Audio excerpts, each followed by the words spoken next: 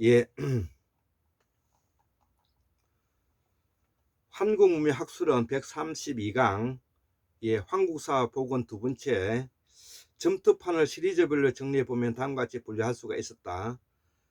첫 번째로 고성원에 있는 수수께끼 점토판.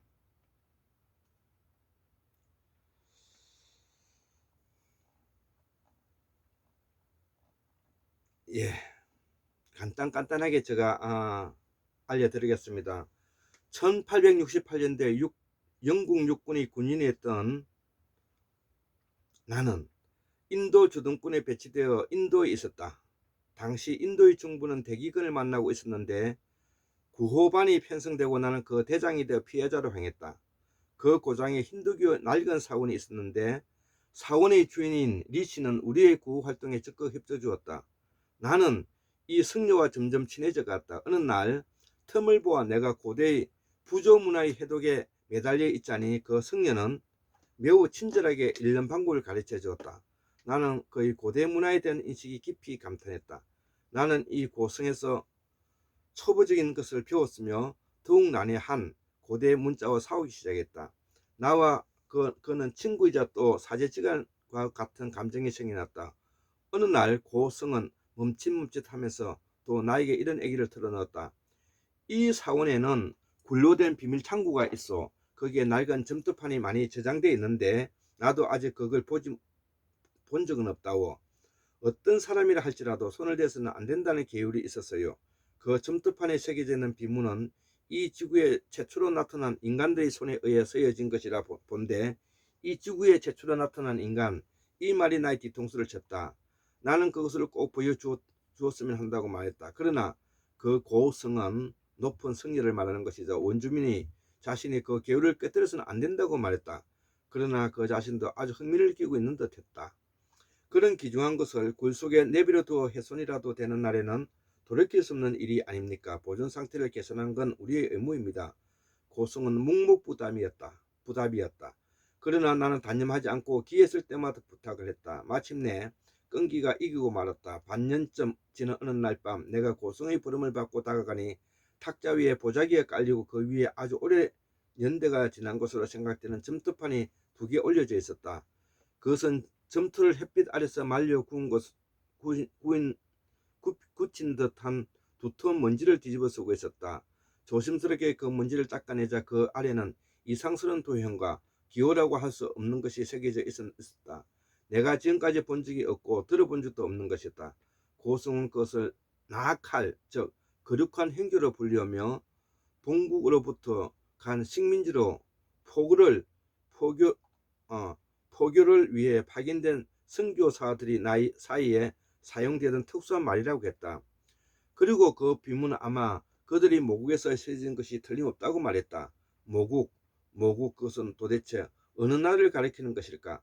고승은 그때야 비로소 전 인류의 어머니 나라, 지금은 사라져 없었던 대륙 무의 이름을 말하는 것이다. 예, 제임스 채치워드의 이제 사라진 무 제국에 대한 책 내용을 제가 지금 알려드리고 있는 것입니다. 점토판에 새겨져 있던 비문은 거의 무 대륙의 역사를 엮은 것이 듯한데 이 두 장의 점토판만으로도 아무래도 미흡했다. 결국 고성은 나를 굴속으로 안내하여 점토판의 실체를 보여주었다. 습기가 많은 지하굴 창구에서 그것들은 몹시 손상되어 건미가고 떨어져 나간 상태였다. 나는 그것을 시멘트로 정중히 보수하여 박지로 사고 또 면표로 외장을 하여 다시 보존했다. 그런 모습을 지켜본 고성은 나에게 아주 감사를 하며 당신 말이 옳았어. 분명 거룩한 점토판의 보존에 주의를 기울이는 하늘의 음성이었음이 틀림없으라고 말했다. 이리하여 나는 최초의 인류 문자라는 것을 목격할 수 있게 되었는데 그 의미는 도무지 알 수가 없었다. 고승에게 물어보았더니 나도 모르죠. 그러나 알 수 있는 방법은 있어라고 말했다. 그 방법이란 두 사람의 지혜를 모아 끈기 있게 풀어갔죠. 그 이외의 방법은 없어. 점토판의 첨부를 통해 기술의 사용법이 공통점으로 어림을 잡는데 암호 해독의 빈도수, 검출과 비슷한 것인데 예상 이상으로 어려운 일이었다. 그리고 이 경우에도 고성의 고대 문화에 대한 깊은 지식이 크게 도움이 되었다. 뼈를 깎는 듯한 2년간의 노력 끝에 이었고 점토판의 해독에 성공했다. 수확은 컸다. 낡은 비문은 무 대륙의 성경인 거룩한 영감의 글 복각으로 이 지구가 생겼을 때의 모양과 인류의 출현 그리고 인류 최초에 나타난 고장인 무 대륙에 관해서 상세히 이야기하고 있었다. 이들 점토파는 인도의 7개 성도가 몰락할 때 모아져 사원에 보존된 것이라는 것이었다. 그렇다면 틀림없이 다른 사원에도 있을 거라 생각하여 나는 인도 전역의 사원들을 돌아보았지만 어딜 가나 냉담한 반응뿐이었다. 계율이 엄격했기 때문인지 혹은 지하에 보존된 채로 잊혀져 버렸는지 모른다. 버마의 오래된 사원을 방문했을 때 나는 도둑놈 취급을 받아 곤욕을 치를 정도였다. 그러나 나는 그 1년의 점토판으로부터 귀중한 데이터를 얻을 바가 있었다. 거기에 따르면 그리스, 바빌로니아, 페르시아, 이집트, 인도 등의 문명은 무제국의 것과 비교하면 훨씬 새로운 자료가 될 것이라는 사실을 알 수가 있었다. 그리고 연구를 계속함에 따라 이 잃어버린 대륙은 현재 하와이의 북부 지방부터 남쪽으로 피지 제도 있었으면 금방까지 널려 있었고 의심할 것 없이 인류의 발생지라는 사실이 분명해졌다.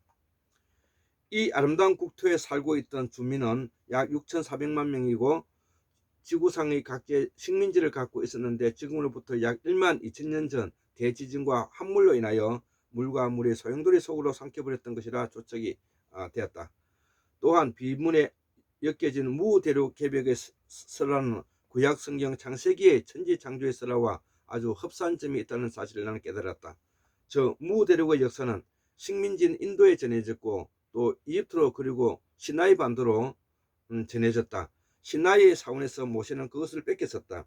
그리고 나서 800년 후 에스라가 다시 고쳤었다. 그것이 성경이다. 따라서 원전은 하나라는 사실을 확신할 수 있었던 것이다.